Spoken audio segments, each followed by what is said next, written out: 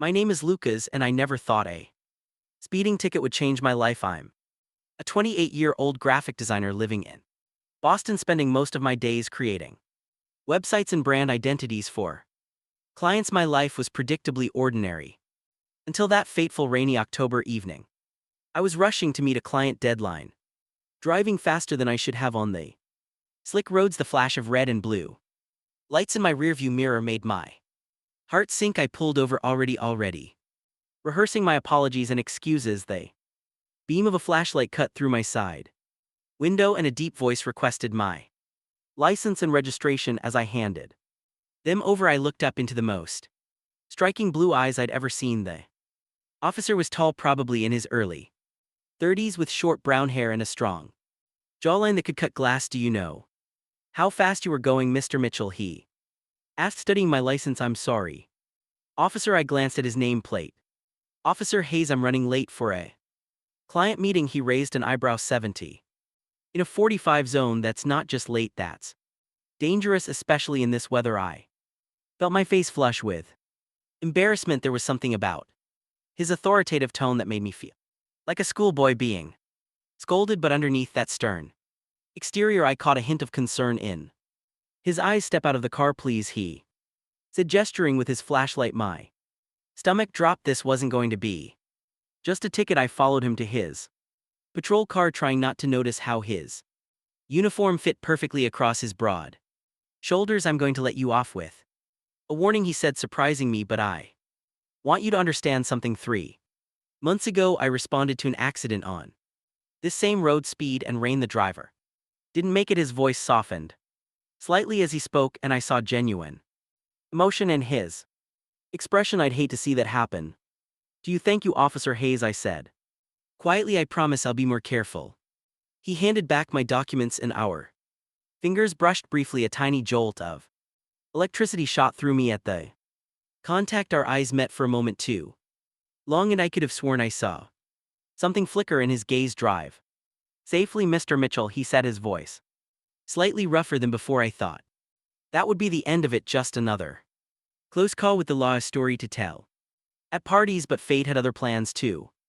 Days later, I was at my usual coffee shop, laptop open and working on designs, when someone cleared their throat beside my table. I looked up to find Officer Hayes standing there in civilian clothes, dark jeans and a gray Henley that did nothing to hide his athletic build. "Mr. Mitchell," he said with a small smile, "I hope you're not speeding through your coffee as fast as you were driving the other night." "Officer Hayes," I managed to say, trying to keep my voice steady, "this is unexpected. Please call me Jack," he said, gesturing to the empty chair across from me. "Mind if I join you?"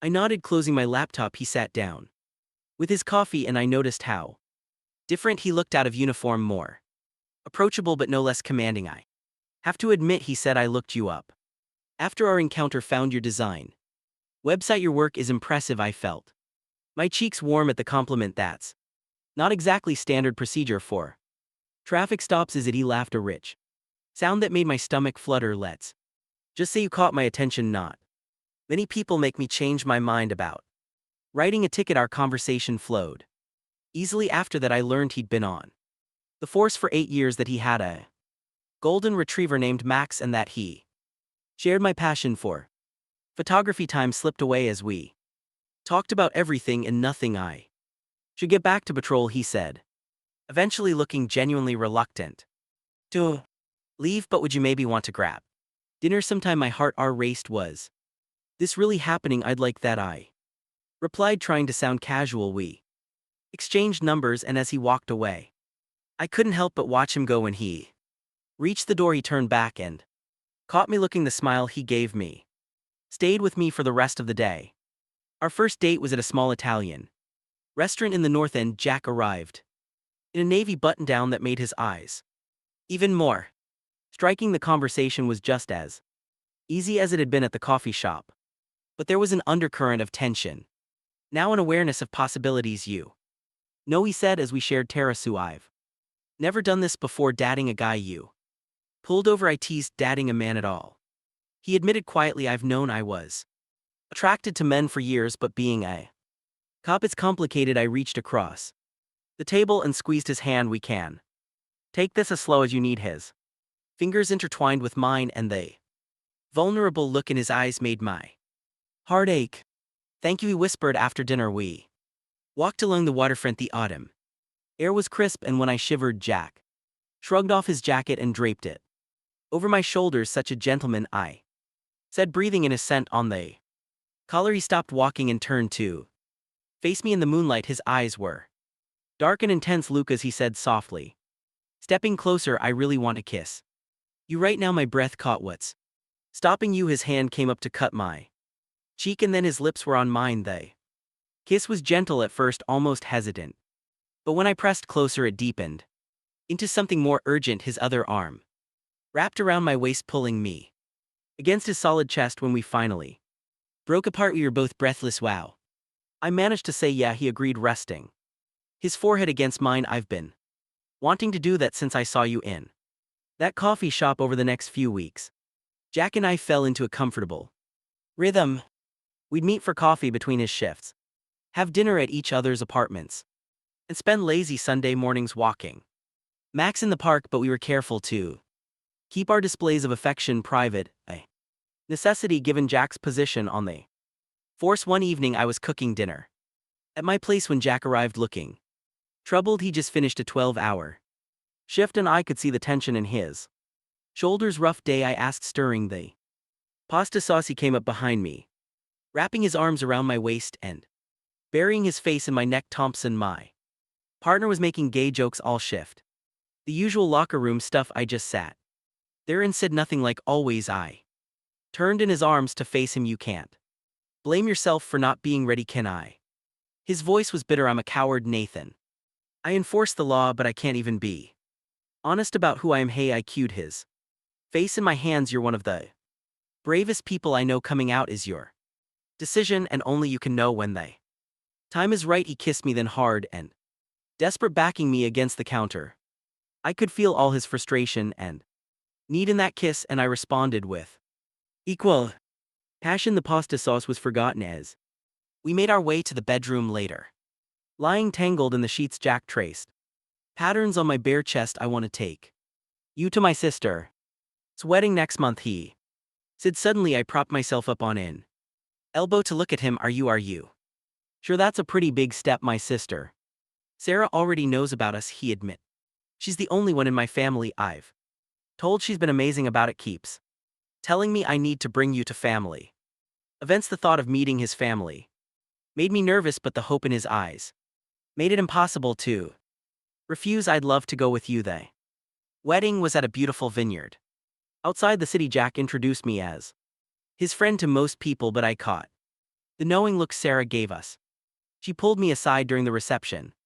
I've never seen my brother this happy, she said, watching Jack chat with their parents across the room. He lights up when he talks about you. He makes me happy too, I replied honestly. Just be patient with him, she advised. He'll get there. The real test came when one of Jack's fellow officers, Miller, showed up at the wedding. He was friends with the groom and immediately made his way over to us. Hayes, didn't expect to see you here, M said, clapping Jack on the shoulder. His eyes landed on me. Who's your friend? I saw panic flash briefly in Jack's eyes before he steadied himself.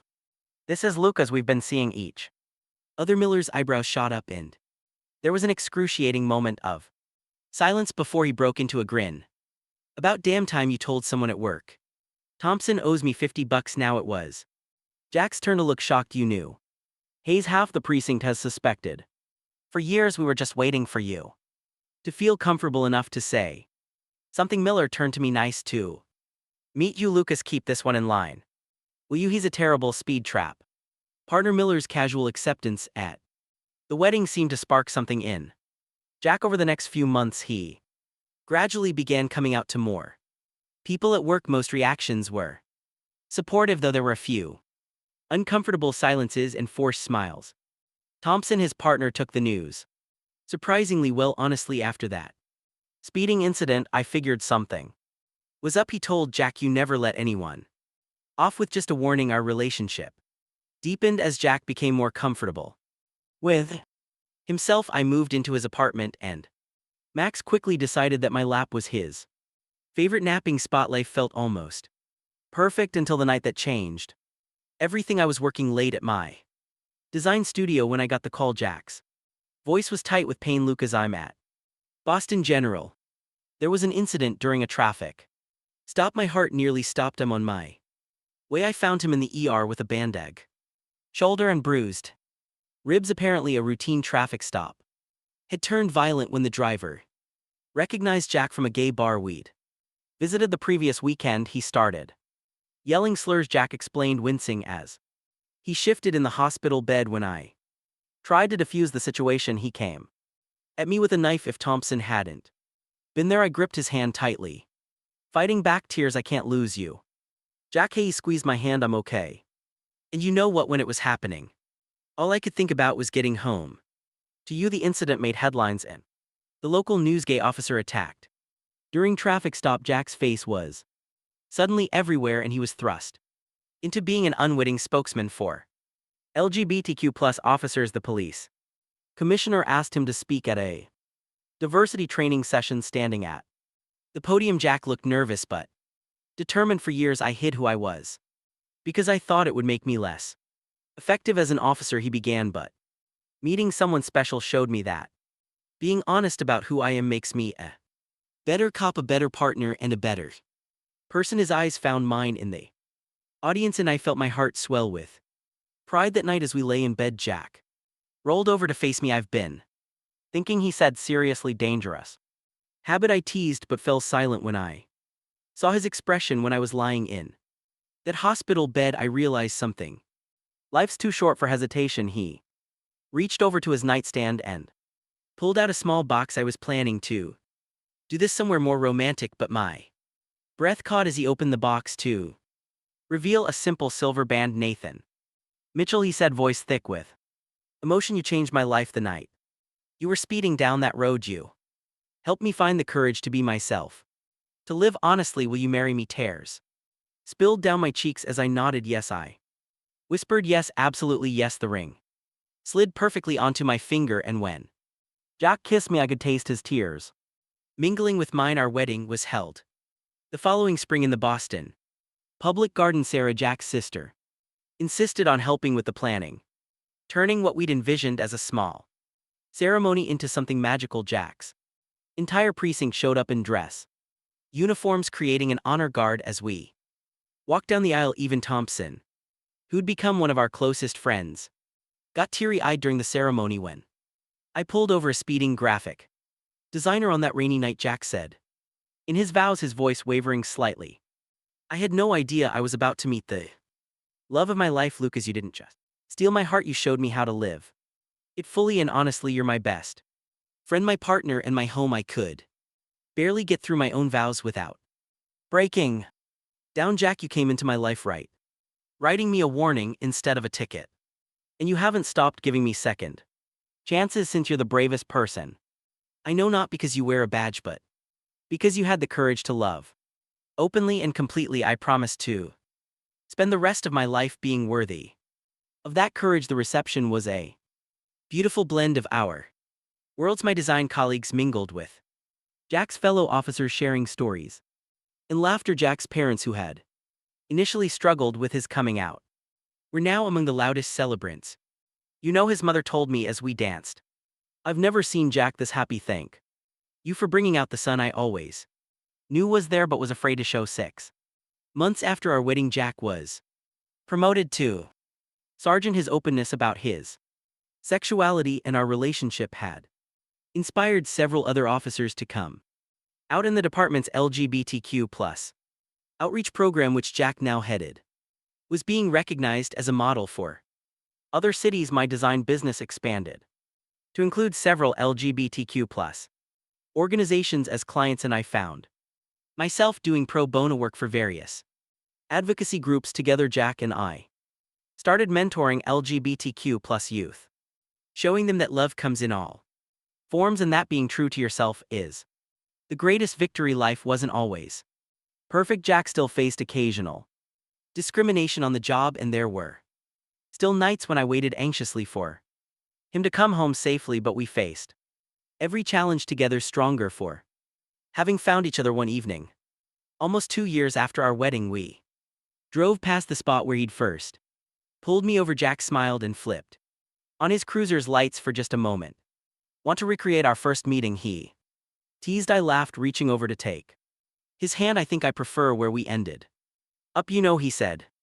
Thoughtfully, sometimes I think about what would have happened if you hadn't been speeding that night. Maybe we would have met some other way, I suggested, at the coffee shop or through friends. Maybe, he agreed, but I'm glad it happened the way it did. It makes a better story to tell our kids someday. I squeezed his hand, my heart full. Our kids.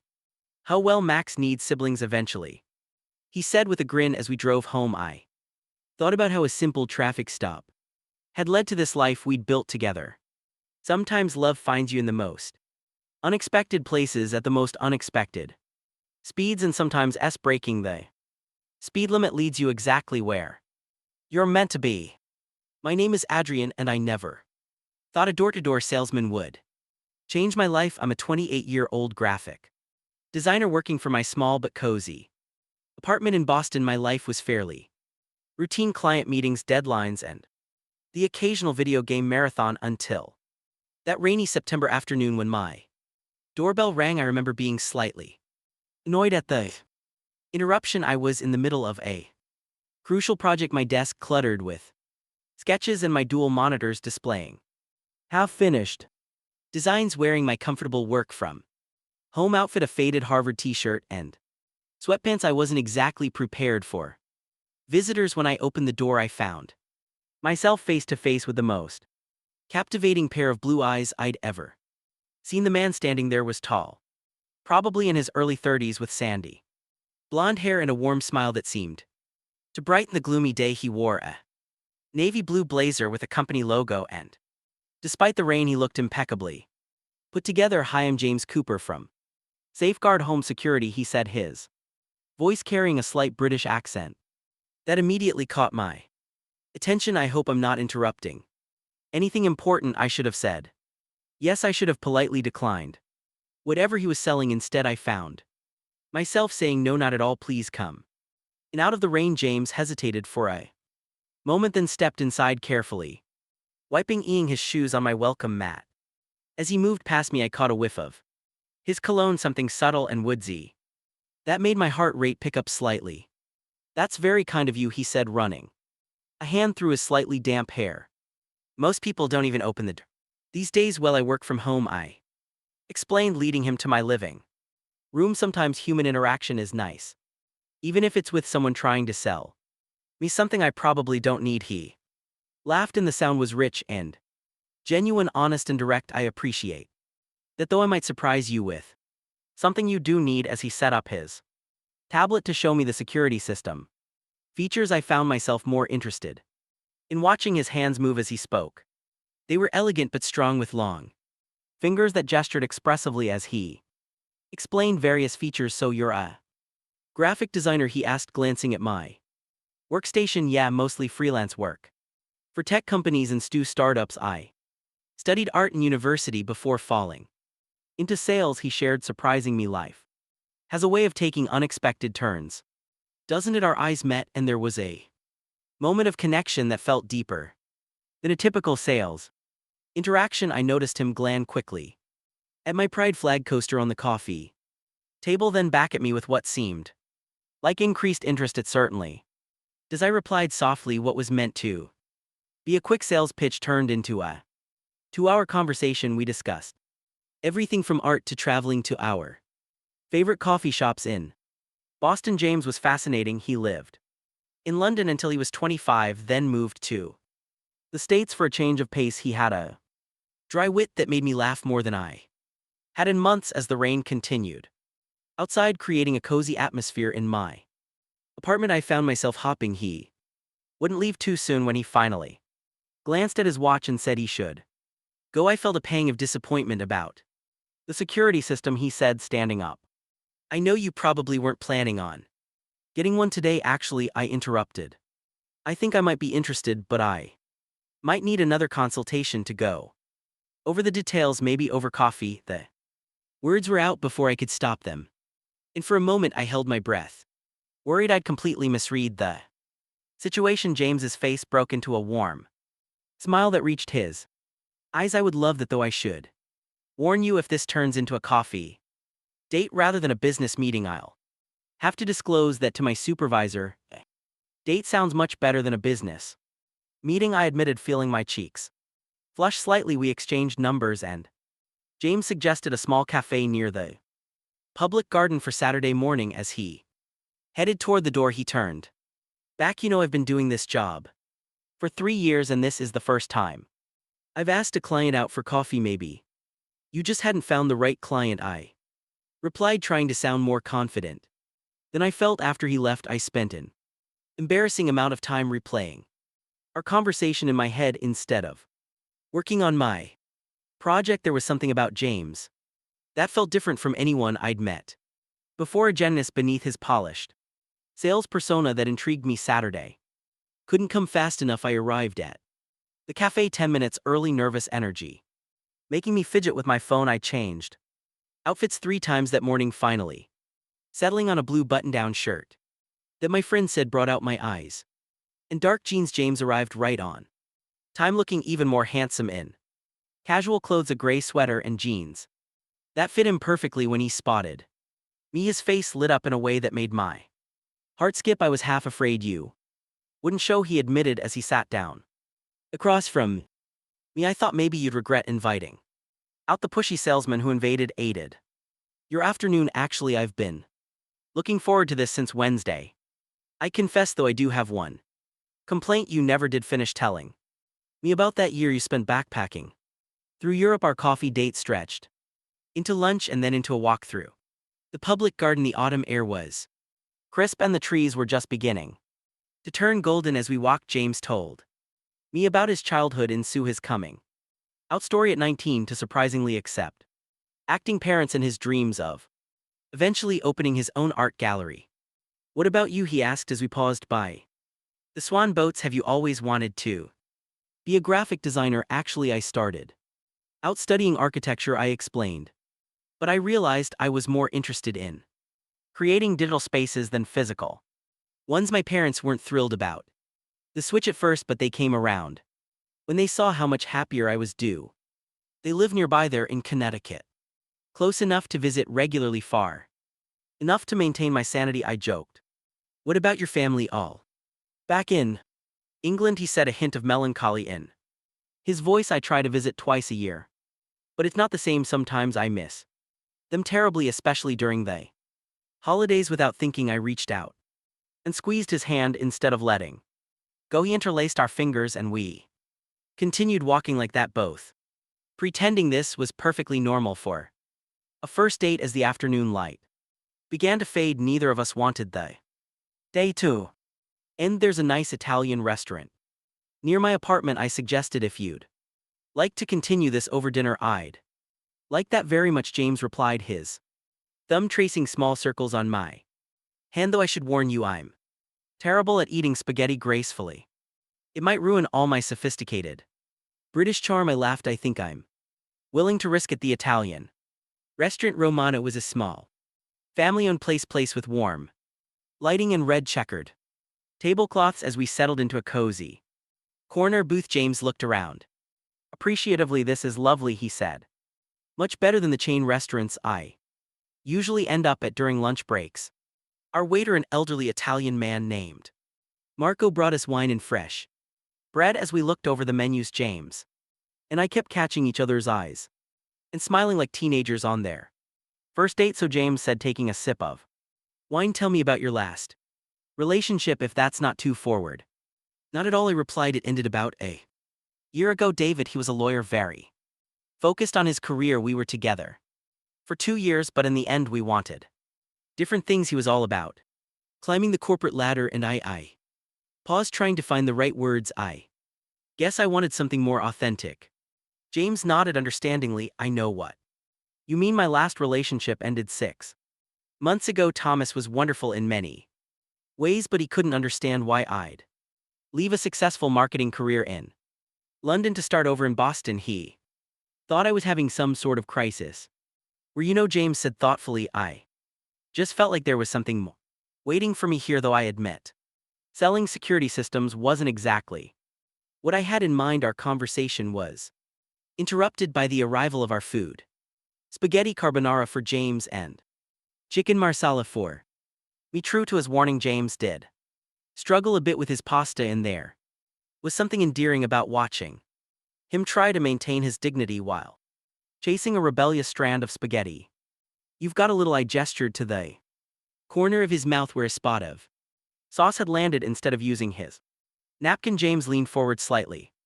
"Would you mind?" My heart racing, I reached across the table and gently wiped the sauce away with my thumb. Our eyes met, and the restaurant seemed to fade away around us. The moment was broken by Mark arriving to refill our wine glasses, giving us a knowing smile. After dinner, we walked back to my apartment, our shoulders brushing occasionally. The night had grown chilly, and when James noticed me shivering slightly, he removed his jacket and draped it over my shoulders. "Very gentlemanly," I teased, though I was touched by the gesture. "Well, I am British," he replied with a wink at my door. We both hesitated. The evening had been perfect, and neither of us wanted to risk ruining it by moving too fast. "I had a wonderful time," James said softly. "Me too," I replied, shrugging off his jacket to return it. "Keep it," he said. "It gives me an excuse to see you again."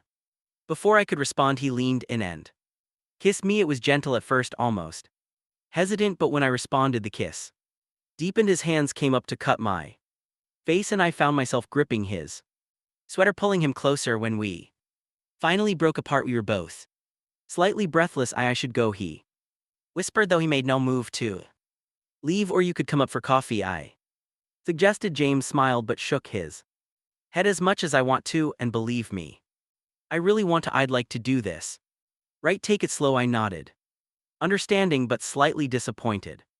He kissed me again softly. "This time I'll call you tomorrow." "He asked you better," I replied, still a bit dazed from the kiss.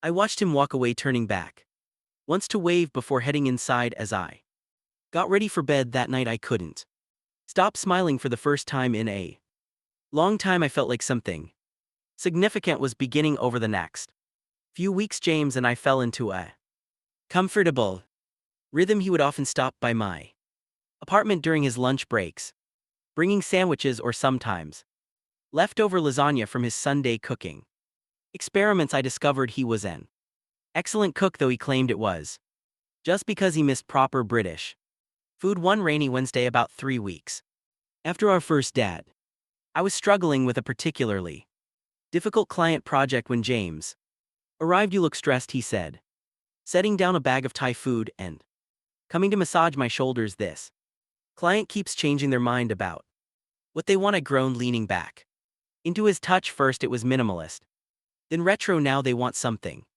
innovative but traditional, whatever that means." "Show me," he asked, pulling up a chair beside me. I showed him the various designs I'd created, and to my surprise, he had some genuinely helpful suggestions. His art background gave him an eye for detail I hadn't expected. "You should be doing this instead of selling security systems," I said, implementing one of his ideas. His hands stilled on my shoulders. "Actually, I've been thinking about that. There's a small gallery for sale in the South End. I've been looking at the numbers, trying to see if I could make it work." I turned to face him. "Really, James, that's amazing. It's just a dream right now," he said, but I could see the excitement in his eyes. "I'd need to save up more, maybe find investors." "Let me help," I offered. "I could design the branding, website, everything." He kissed me then, catching me off guard, but in the best way possible. "You're incredible." "You know that weekend we went to look at the gallery space together. It was smaller than the major galleries, but had character. Exposed brick walls, high ceilings with original beams, and large windows that let in natural light." James walked through the space with a look of wonder, already planning where different exhibits could go. "This corner would be perfect for emerging artists," he explained, gesturing enthusiastically, "and we could host small events here, maybe partner with local art schools." Watching him in his element, I fell a little bit more in love with him. Not that I'd said those words yet. It felt too soon, too vulnerable, but the feeling was there, growing stronger each day. After viewing the gallery, we grabbed coffee and sat in a nearby park, discussing possibilities. James had clearly thought This through he had spreadsheets on his phone showing potential costs and revenue projections the current owners are willing to sell for a reasonable price, he said, but I'd still need a significant loan and leaving a steady job for something this risky sometimes. The biggest risks bring the greatest are rewards, I said, quoting something my grandmother used to say. He smiled, taking my hand. When did you get so wise? Must be all that time I spend with this sophisticated British guy, I teased later. That evening back at my apartment, we were curled up on the couch watching a movie when James suddenly said, "Move in with me." I sat up, surprised. "What? I've been thinking about it," he continued, looking nervous but determined. "If I'm going to buy the gallery, I'll need to cut expenses. My apartment is bigger than yours and the rent isn't much more. We already spend most of our time together." "Anyway, James," I interrupted his rambling, "are you asking because of the gallery or because you want to live together?" His expression softened. "Both, but mostly because I love you and I want to fall asleep next to you every night instead of just on weekends." My heart stopped for a moment. "You love me?" "I do," he said simply. "I know it's only been a few weeks, but I've never been more certain of anything." Instead of responding with words, I kissed him, trying to pour all my feelings into that one action. When we finally pulled apart, I whispered, "I love you too, and yes, I'll move in with you." The next few weeks were a whirlwind of activity. Moving in together was both exciting and challenging. Merging our lives meant compromising on everything from furniture placement to coffee brands. James insisted on keeping his expensive coffee maker while I refused to part with my oversized reading chair.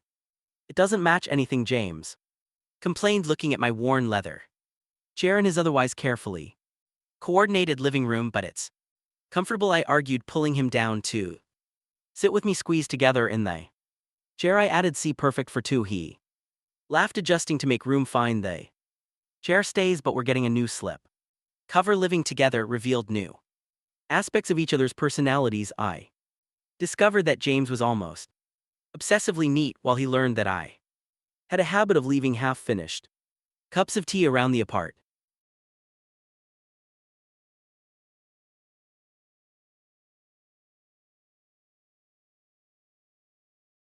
He was a morning person who liked to go running at dawn, while I preferred to work late into the night, but we adapted. I started using coasters and keeping my creative chaos confined to my home office. James learned to make less noise in the mornings and began leaving sweet notes next to my laptop when he left for work. One morning, about a month after moving in together, I woke up to find James sitting at our kitchen table, surrounded by papers and looking worried. "What's wrong?" I asked, pouring myself coffee. "The bank rejected my loan application for the gallery," he said quietly. "They said I don't have enough collateral or business experience." My heart ached seeing him so disappointed. "There are other banks," I suggested, sitting beside him, "or maybe we could look into small business grants." He smiled weakly. "Of course, we are dreams are my dreams now." Remember that evening I called my parents? They had been surprisingly supportive when I told them about James and moving in together.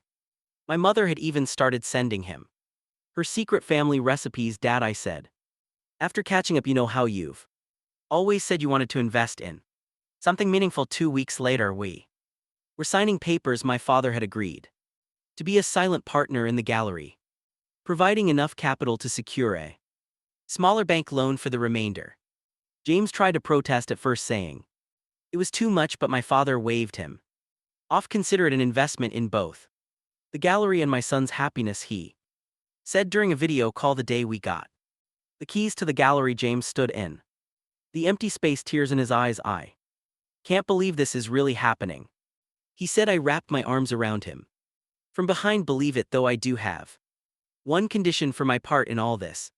"What's that?" "You have to let me handle all the graphic design work. Your fonts are terrible." He turned in my arms, pretending to be offended. "I'll have you know I took a typography course in university and clearly learned nothing," I teased. He silenced me with a kiss, then pulled back with a serious expression. "Thank you," he said softly, "not just for this, but for believing in me, for loving me always," I replied, meaning it with every fiber of My being the next 2 months were a blur of renovation work, permit applications, and preparations for the galleries. Opening, we named it Cooper and Mitchell Gallery, despite my insistence that James should use just his name. He refused, saying we were partners in every sense of the word. I designed everything from the logo to the website, while James focused on curating the opening exhibition. He decided to feature a mix of established and emerging artists, true to his original vision. Watching him negotiate with artists and arraign pieces, I saw him truly come alive. The week before the opening, we barely saw each other despite living together. James was at the gallery, constantly perfecting every detail, while I worked late into the night finishing the catalogs and promotional materials. The morning of the opening, I found James standing in the gallery at dawn, adjusting a painting for the 800th time. "Did you even sleep?" I asked, handing him a coffee. "Couldn't," he admitted. "What if nobody comes? What if they hate the collection? What if I cut him off with a kiss? Everything is perfect." "You're perfect." The opening exceeded all our expectations. The gallery was packed with art lovers, critics, and curious locals. My parents flew in from Connecticut, and James's parents surprised us by flying in from England. Seeing our families meeting for the first time, chatting and laughing together, made my heart swell. "Your young man has quite an eye for art," James's mother told me quietly. "We worried when he left London, but now we can see why he needed to find his path." "And you," the local art critic from the Boston Globe wrote a glowing review praising the gallery's fresh perspective and thought. Curation sales exceeded our projections, and several artists committed to future shows that night. After everyone had left and we were alone in the gallery, James pulled me into a dance despite there being no music. "What are you doing?" I laughed, celebrating. He said, spinning me around. "I couldn't have done any of this without you." "Yes, you could have," I corrected him, "but I'm glad you didn't have to." He stopped dancing and reached into his pocket. I was going to wait, but "This feels right." My heart stopped as he got down on one knee. "Adrian," he said, his voice shaking slightly, "when you opened your door to a desperate security system salesman, you changed my life. You believed in me when I barely believed in myself. You've supported my dreams, shared your family with me, and made me happier than I ever thought possible." He opened a small box, revealing a simple platinum band. "Will you marry me?" Tears were streaming down my face as I pulled him up. "Yes," I managed to say 1,000 times. "Yes." The kiss that followed was interrupted by cheering. Our families had sneaked back in to witness the proposal. James's mother was crying, my father was beaming, and my mother was already talking about wedding plans later that night. Lying in bed in our apartment, I played with the ring on my finger while James dozed beside me. From that first knock on my door to this moment, our journey had been unexpected but perfect in its own way.